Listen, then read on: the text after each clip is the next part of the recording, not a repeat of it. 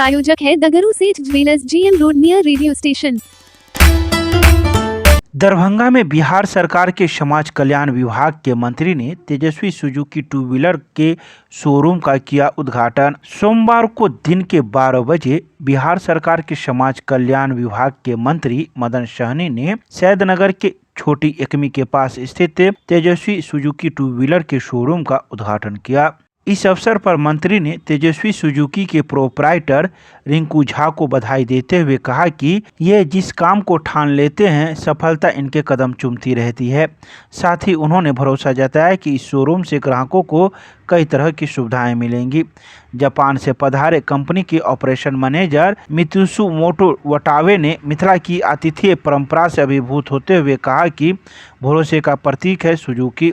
विशिष्ट अतिथि के रूप में पूर्व केंद्रीय मंत्री मोहम्मद अली अशरफ फातिमी ने रिंकू झा के लिए दुआएं करते हुए कहा कि यह प्रतिष्ठान हर तरह से तरक्की करेगा। वहीं संचालक रिंकू झा के द्वारा आए अतिथियों को पाग, चादर, बुके एवं मखाना देकर उन्हें सम्मानित किया। आइए सीधे सुनाते हैं क्या कुछ कहते हैं इस मौके पर मौजूद मंत्री एवं संचालक मीडिया को।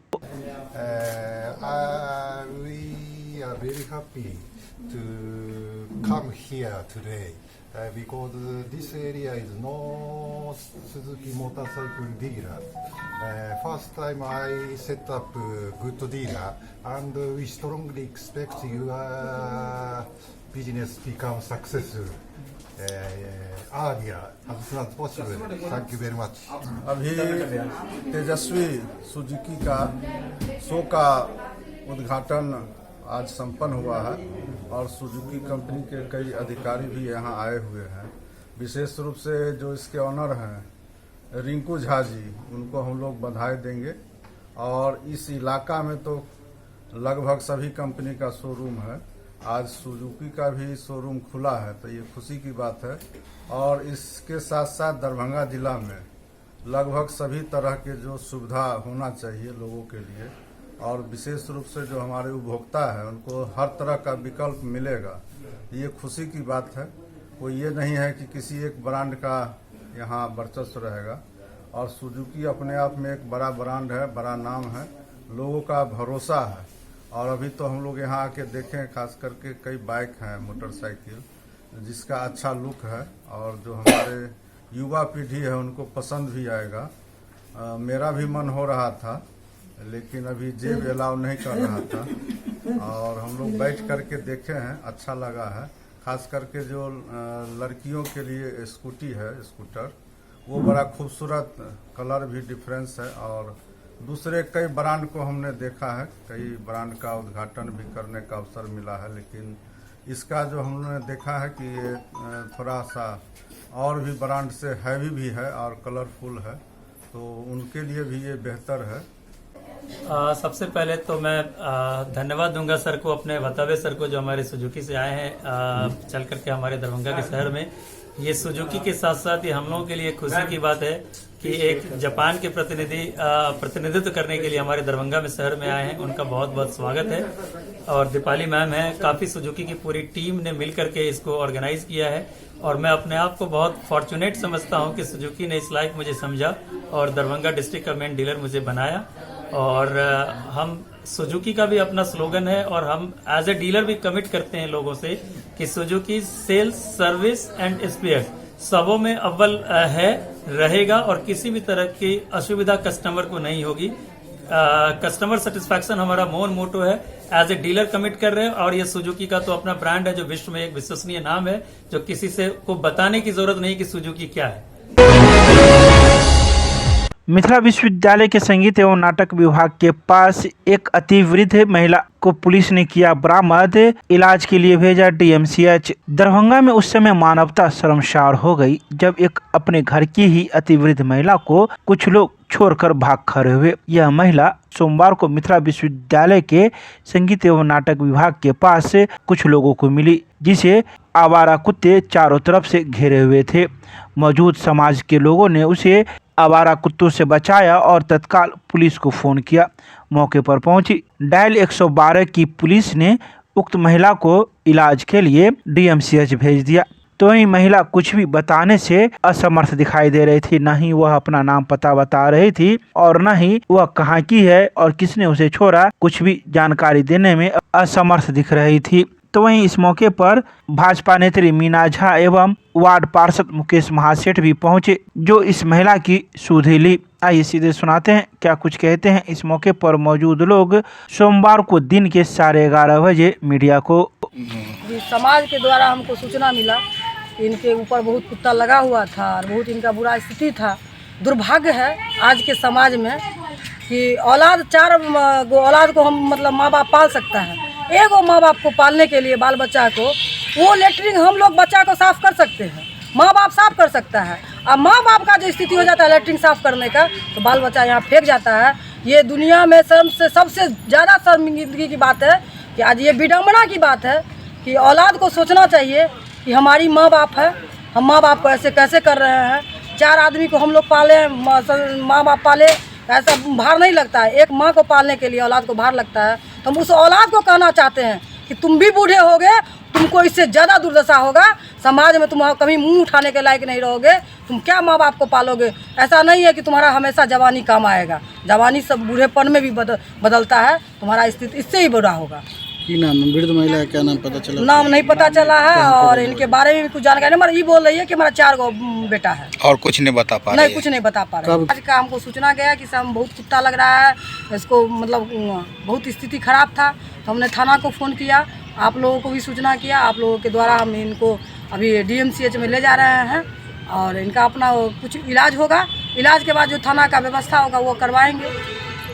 सबसे पहले बात तो कि मानवता का संसार करने वाली घटना है और इस पर बोला जाए, आप लोग के सोशल मीडिया के माध्यम से, इलेक्ट्रिक मीडिया के माध्यम से अगर चिन्हित हो जाए कि कौन वृद्ध महिला है गया है और इसको मारपीट करके हमारे इंद्र भवन के पास, नाटकीय भवन के पास को छोड़ दिया गया है।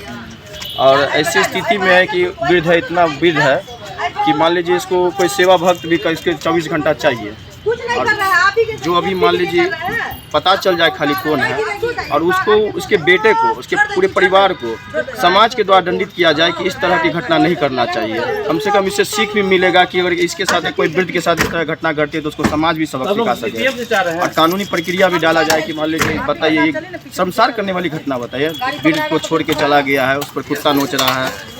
मीना दीदी का मैं धन्यवाद करना चाहते हैं कि मीना दीदी देखा, वहाँ के स्थानीय लोग देखा तो कुत्ता को भगाया, फिर उसको सेवा भगत किया, तो अभी पुलिस को फ़ोन किया, आप लोग को फ़ोन किया मीडिया, तो तब जाके DMCH को ले जा रहा है, वहाँ से चिन्हित किया जाए और उसके परिवार को दोषित किया जाए और उसको सबक सिखाया जाए सामाजिक स्तर से भी और कानूनी स्तर से भी।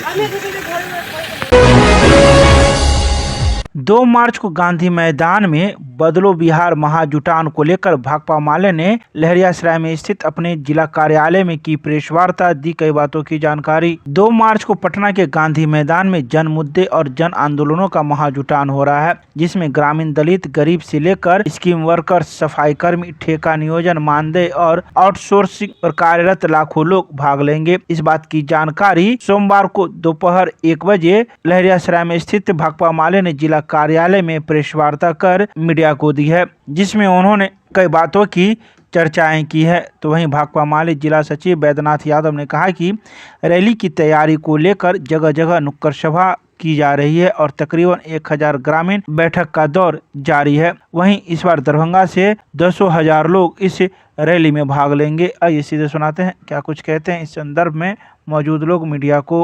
100 से ज़्यादा संगठनों का बिहार के ज्वलंत मुद्दे और आंदोलनों का एक महाजुटान गांधी मैदान में 2 मार्च को हो रहा है, जिसमें जनता के जो मुद्दे हैं, जन सरोकार के जो मुद्दे हैं, बिहार विकास के जो मुद्दे हैं, छात्र, नौजवान, महिला, मजदूर, किसान, तमाम लोगों के जो मुद्दे हैं, जिन मुद्दों को लेकर के बड़े बड़े आंदोलन चल रहे हैं, उन आंदोलनों का ये बड़ा समागम होगा और लाखों की संख्या में लोग गांधी मैदान में जुटेंगे और अपनी बात को, अपनी मांगों को सामने लाएंगे।